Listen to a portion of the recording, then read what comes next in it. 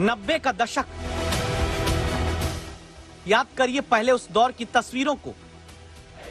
याद करिए अयोध्या के लिए चले संघ परिवार के आंदोलन को, जब नारा गूंजा राम जन्मभूमि झांकी है, काशी मथुरा बाकी है। केवल झांकी है, काशी मथुरा बाकी है, ये तो केवल झांकी है, काशी मथुरा बाकी है। अब लौटिए 21वीं सदी के 22वें साल में काशी के ज्ञानवापी विवाद के बीच पहली बार संघ प्रमुख का बयान आया। साफ होता है कि अयोध्या के बाद मथुरा काशी के विवाद में आरएसएस नहीं उतरने जा रहा।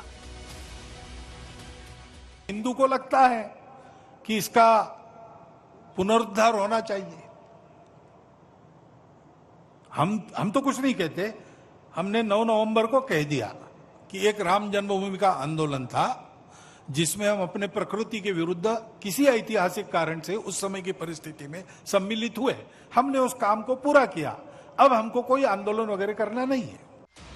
ये सच है, राम मंदिर का फैसला नवंबर 2019 में आने के बाद संघ ने साफ किया था कि किसी मंदिर आंदोलन से अब संघ नहीं जुड़ेगा। उस बयान को भी याद कर लीजिए। मनुष्य निर्माण का काम करता है, कुछ ऐतिहासिक पृष्ठभूमि रही है।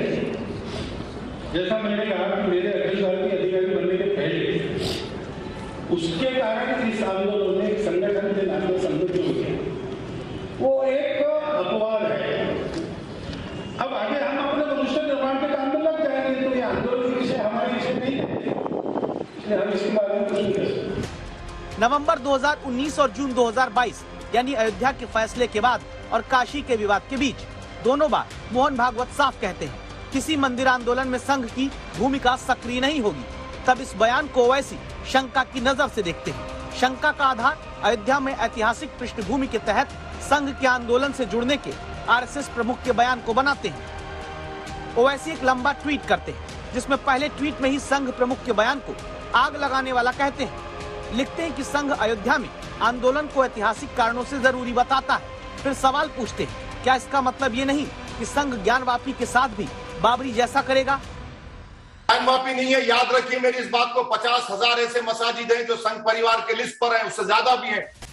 ओवैसी लगातार इस बात को कहते आ रहे हैं कि ज्ञानवापी विवाद के बाद देश में कई मस्जिदों को संघ परिवार लिस्ट बनाकर निशाना बनाने की तैयारी कर चुका है।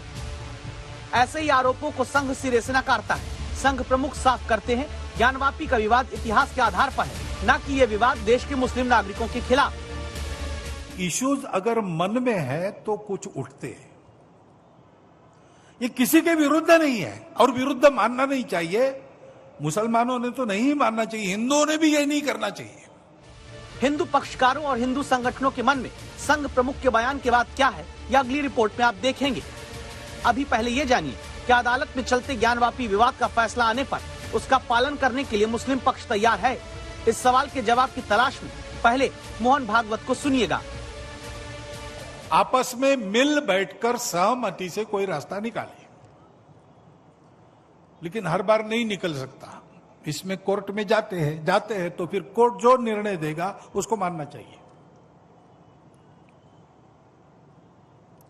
अपनी संविधान सम्मत न्याय व्यवस्था को पवित्र सर्वश्रेष्ठ मानकर उसके निर्णय हमको पालन करने चाहिए। उनके निर्णयों पर प्रश्न चिन्ह नहीं लगाना चाहिए। ओवैसी को संघ प्रमुख के इस बयान पर भी भरोसा नहीं होता।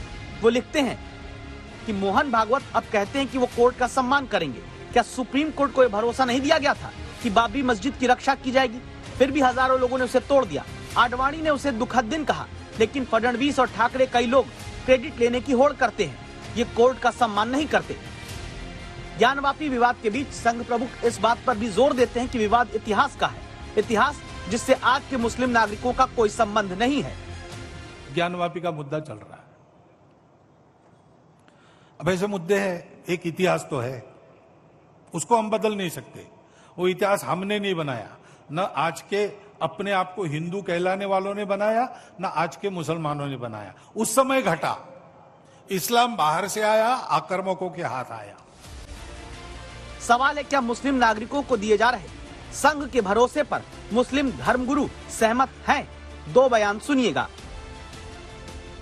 मैं मोहन भागवत जी के इस बयान से पूरी तरीके से सहमत हूं और मैं भी ये चाहता हूं और मुल्क के तमाम ही देशवासी और तमाम ही सेकुलर जहन रखने वाले लोग यही चाहते हैं कि मुल्क के अंदर अमन और शांति रहे, भाईचारा रहे और हमारा मुल्क तरक्की करे। अगर हम सिर्फ मंदिर और मस्जिद की राजनीति के अंदर उलझ कर रह गए तो ये हमारा भाईचारा खत्म हो जाएगा, मुल्क बर्बाद हो जाएगा। इनकी कथनी और करनी में बहुत फर्क है।